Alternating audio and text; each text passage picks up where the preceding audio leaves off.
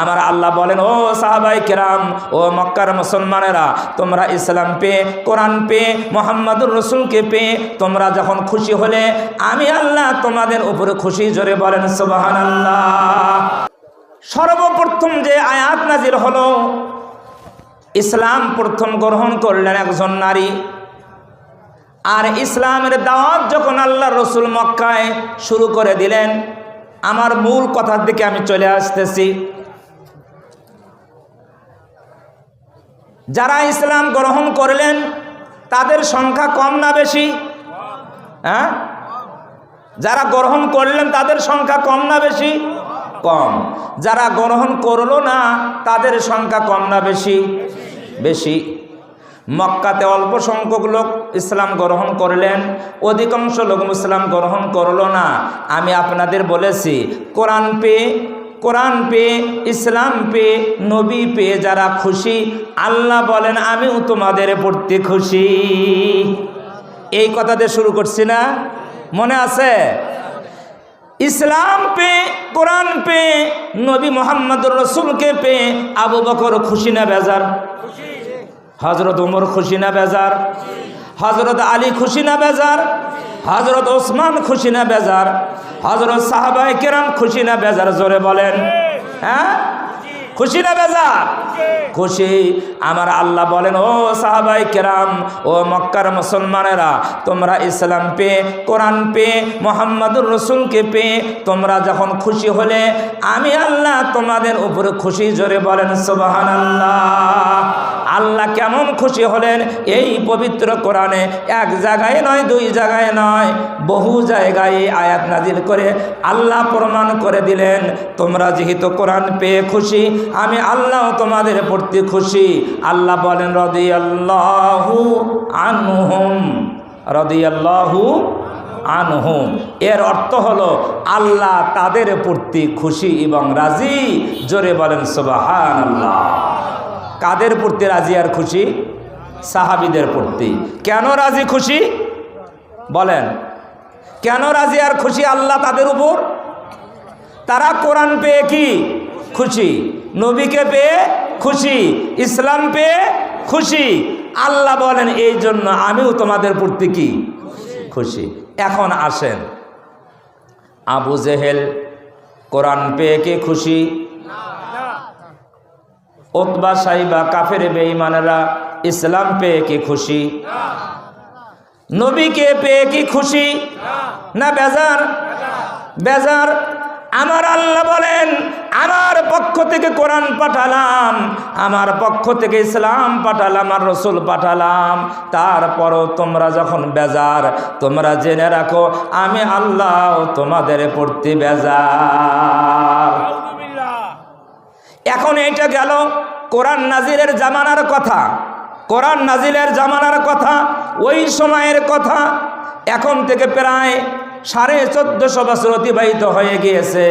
এখনকার যুগে আমরা চলে আসি, এই যুগে চলে আসি, বর্তমান যুগে আমরা চলে আসি। আমরা বর্তমানে যারা এই পৃথিবীতে বসবাস করতেছি, এখন বলেন আমরা কোরআন পেয়ে খুশি না বেজার? আমরা ইসলাম পেয়ে খুশি না বেজার? নবীকে পেয়ে খুশি না বেজার?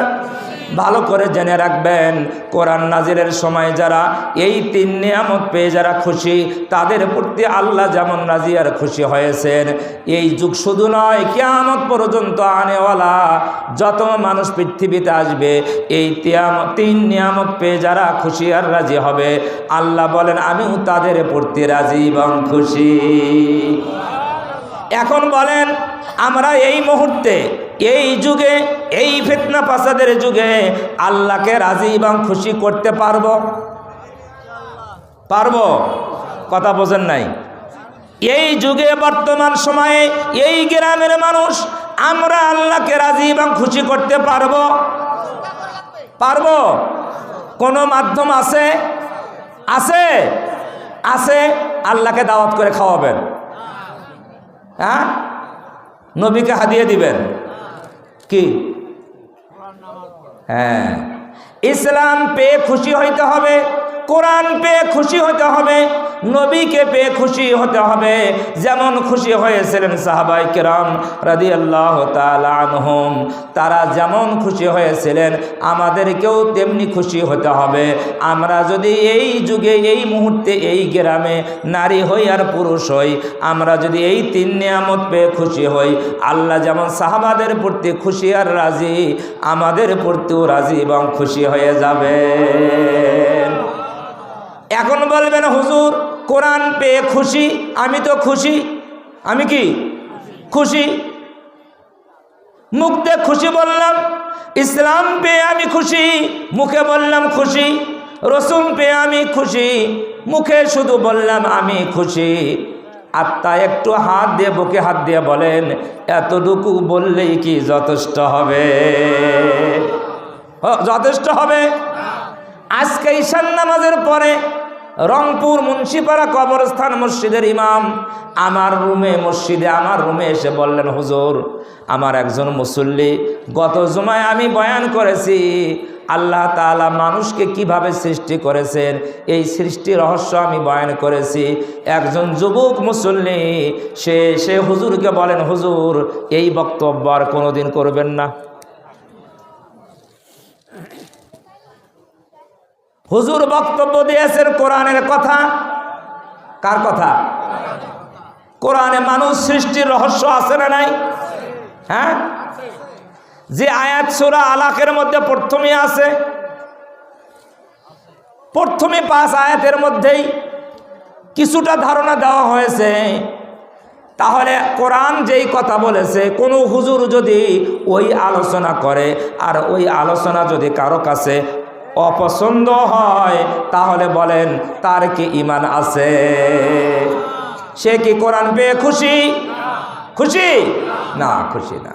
তাহলে শুধু মুখে বললেই হবে না, বরং কোরআনে যা আছে সব কথায় বিশ্বাস করতে হবে। কোরআনের যত বিধান আছে এই বিধানগুলা পালন করার চেষ্টা করতে হবে। তখন বোঝা যাবে আপনি কোরআন পেয়ে খুশি, আপনি রসুল পেয়ে খুশি।